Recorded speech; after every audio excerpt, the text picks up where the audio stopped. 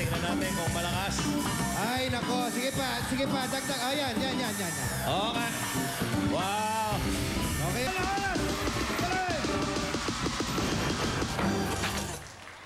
Meron kang 38,990 pesos.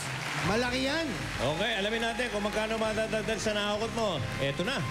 Mga mukhang ballerina. EB Babes!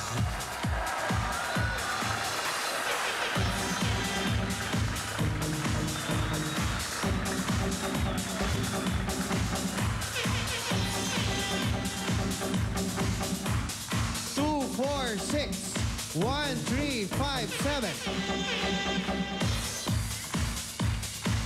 Be.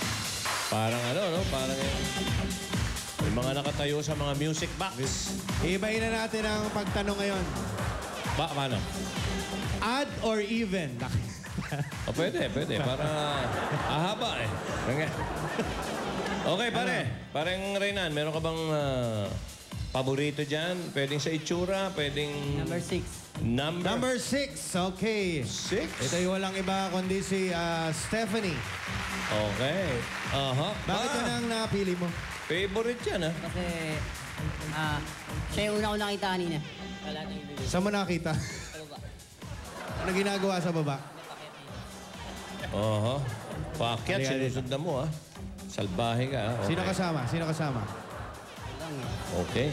Kita mo, mukhang bailarina, oh. Ballerina pala. Okay. Reynan, sa ngayon meron kang 38,990. Pwede yan maging times 3 kung nandyan nga ang times 3. Good luck! Bunot! Time! Hoy!